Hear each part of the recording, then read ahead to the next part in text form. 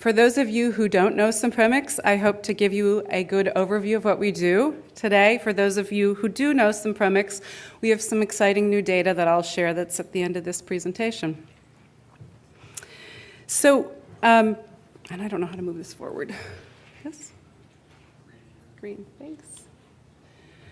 So at Synpromics, Synpromics was founded in 2010 by Michael Roberts, and the company is focused on technology innovation to improve human health, with our focus being really on gene and cell medicines for the last 4 years. Throughout my talk, I'm going to refer to gene medicine, and what I mean by this is both traditional gene therapies, but also genome editing and also just cell-based gene-modified cell-based therapies as well, so we'll cover that gamut. We've grown to nearly 40 people at Synpromics, with research and development based in the UK and business development based here in the US, and our present business model is to enable our partners with technology to improve their bioproducts and bioprocesses.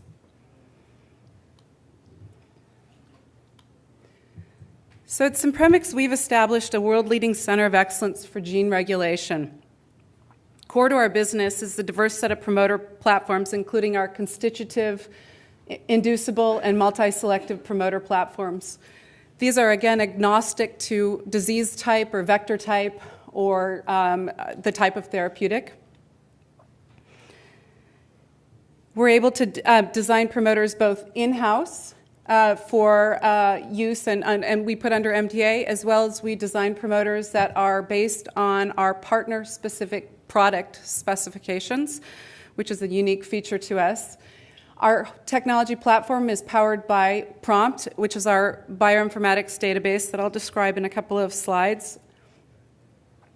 And finally, our top strategic priority is really twofold, and this is to, one, lead the transition to safer, more effective gene therapies for simple disorders, or to improve these gene therapies that are out there now, to move them to second-generation gene therapies, but then also to spearhead technology innovation necessary to address more complex targets, including lifestyle diseases or those disorders with a much higher incidence.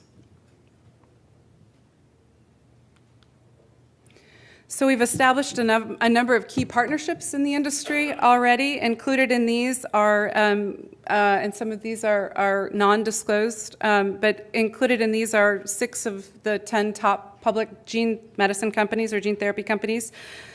They include partnerships that are for gene medicines as well as bioprocesses.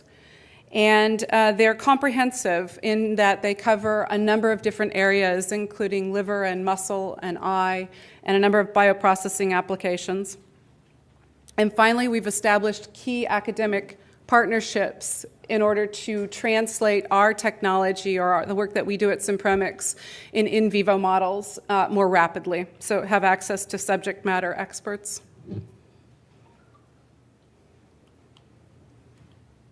So why do our partners come to us? What's the rationale for optimizing your promoter or putting a new promoter or regulatory system in there? And, it's really largely these are sort of the high-level points here, and they're probably none of them are new to anyone in this audience, but that promoters provide true targeted tissue expression and accurate gene control. We feel that there can be synergistic product improvement when coupled with the tropism of an optimized capsid. As many of you know, capsids have been the focus of research for a number of years now, and many companies and organizations are turning to actually optimize the regulatory or the cargo inside. The promoter and expression cassette can be custom designed according to disease profile. And our promoters are designed in various strengths and sizes, solving, in some cases, capacity issues. Presently, we have a number of promoter-type platforms, including constitutive or tissue and cell selective, inducible and repressible, multi-tissue and cell-type selective platform, and then what I'd call our auto-regulatory or biologically induced systems. And finally, with potentially one of the key factors is that if a stronger promoter can lower the dose for our product partners, potentially there's a better safety profile and/or lowering COGS and increasing manufacturing capabilities. So this is a slide that shows a schematic of our promoter platforms. And so on the far left-hand side, in that blue box, you'll see promoters that we're developing for current products. So this is where we're engaged in solving problems right now for these, I would call them next-generation gene medicine products. And these are largely based on constitutively expressed promoters, including those that are tissue selective, either for one or more tissue, or cell selective. They come in variable strengths according to design criteria, and they can be sized to specifications. So if that's an issue, we can create promoters that are smaller to fit in and take care of capacity hurdles. Those promoters that we actually have in development now, but we feel are sort of on the horizon for future gene medicines, are those that fall into these three categories. The first being this regulated gene control, and these are promoters that are responsive to pharmaceutical agents, and they're under an oral control, so a pill is given. These are promoter platforms that are inducible. We have promoter platforms that we're developing that are repressible, tissue selective, and ultimately that could be used as potentially a safety switch if you had a repressible system that you could turn off permanently. Moving on from there are promoters that are based on what we call intelligent design for greater gene control. And again, these would be regulated by pharmaceutical agents through an oral control. And they are slightly more complicated. And what I mean here by dually regulated is it takes two drugs to actually turn on or turn off a promoter in a construct. There's the ability to control multi-genes based on the fact that our promoters have discretely different sequences, so there's no competition, or they're compatible, let's say. And that enables the ability to address pathways. And then finally, in the last box here are these autoregulatory or environmental control, and I would describe these as they're different from the pharmaceutically controlled promoters in that they are biologically responsive and have an adaptive control. And these would be self-regulated promoters, those that are temporally regulated or in response to a physiological stimuli, think stress or inflammation. So just briefly, because I'm not the technical know-how in this company, we are equipped with a huge group of very talented scientists in bioinformatics and machine learning and a number of other disciplines that have developed what we call PROMPT, which is our workhorse in the company. And PROMPT is our industrialized multidimensional bioinformatics database, and it's based on the classic paradigm of machine learning in that there's a design, build, test, learn, and then turn the cycle again to improve and gain learnings. The information that goes into PROMPT is based on bioinformatics data from the human genome. Importantly, this is, we collated this data beginning 8 years ago. We've consistently been adding to this database, and we've been adding data not only that's in the public domain, but also that we've generated through in silico, in vitro, and in vivo experiments, both at the company and with our partners. So it's become quite a strong and smart engine. And the output from this, then, of course, is the novel synthetic promoters that are designed to our partner specifications. On the bottom here are some of the features of this, and now beginning to use the words high throughput and industrialized because it's become quite efficient, is that it's a systematic and integrative approach to genomics data analysis. It's high throughput automated screening methodology, and we have a rapid, what we call in vitro to in vivo expression cassette validation. So now I'm going to turn to some data, and these are a few applications in gene medicine and some data that that we've generated, both in-house and through collaborative partnerships. So just an overview of this. The first is a couple of slides on our constitutive tissue selective promoters, and I'm going to show you some data, some in vitro data on our second generation liver selective promoters, and then I'll also cover a case study of where we developed a small, strong liver selective promoter for a partner of ours. I'll go into a couple of slides on the development of our inducible and repressible tissue-specific promoters, and then finally on a schematic on our design and development of our multi-tissue cell selective promoters. So the first one is here. This is a graph that is an in vitro graph of a number of promoter constructs. I think there are 37 there, or 38 constructs here, shown over a dynamic range. So we've arranged these from highest to lowest activity. And basically what we're looking at here are promoters, liver selective promoters on a DNA plasmid and transfected into a model cell type, a liver model cell type that we feel is a good representation of activity that we then have seen in vivo. And what we've done here is in this second generation set of liver selective promoters is compared this to a number of control promoters in the industry, including a couple of ubiquitous promoters, CMV and CBA, and you see those on the far left. Then there's LP1 and TBG, a couple of promoters that are liver selective, and then another liver selective promoter as well. And what you see here, and this is fold change over CBA, is that we've been able to create this dynamic range of strong to weaker promoters. Each of these promoters has a unique sequence, and each of these promoters range in base pair size from about 300 to about 700 base pairs, so they're quite small. So these we make available to our partners to evaluate in their gene medicine systems for those who are looking for strong or not so strong, as sometimes strength is not the top criteria, but size may be, and they're able to incorporate these into their programs.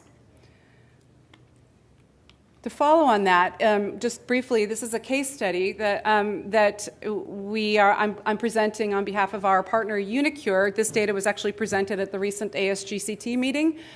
And this demonstrates, uniQure came to us a couple of years ago, and with the design criteria that they needed a very small, 250 base pairs or less, very strong compared to their promoter and highly selective liver promoter. And so what this data shows is in all three graphs, the control promoter is promoter A, so this was their known promoter that they were using. And promoters B through H are those that we created based on our prompt bioinformatics database. And what you see here, going from left to right, is the validation of these promoters, first in vitro using transfection and then transduction, and then actually in a small, in a mouse model with a therapeutically relevant gene. And importantly here, if you just track with promoter D here, is that the activity is tracking. So what we saw in vitro was actually tracking to what's in vivo. We understand that there may be an update on this in some additional larger animal model studies forthcoming.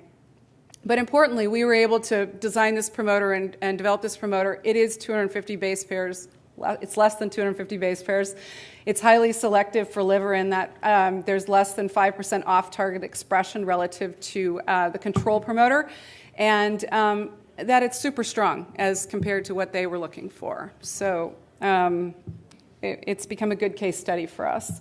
And again, I think I would just add here on this slide in particular is that we are a highly collaborative company, and that our scientists work directly with the scientists of the partner organizations, in that we really feel that it's not just putting a new promoter into a system that may solve the problems, but actually we really have to take a look at the expression cassette optimization and what are the other pieces of the expression cassette that may be important to actually look at the activities of and the placements of. Context is critical is really what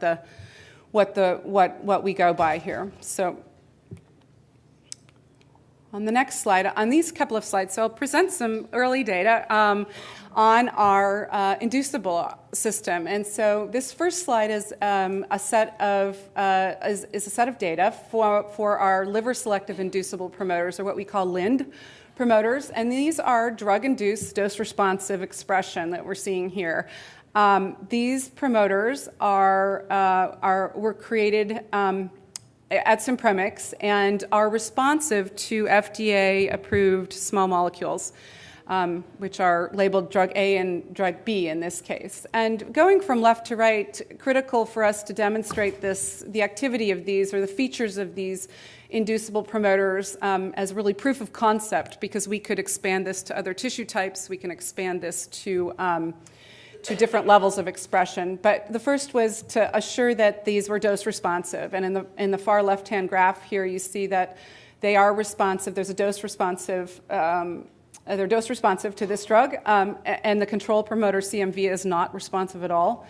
Secondly, we've described and wanted to demonstrate that they're tissue selective. So, and again, I would say these are they are demonstrating in liver that they're tissue selective, but you can imagine that we could take this program and make this selective for any of the other tissues or multiple tissues if needed.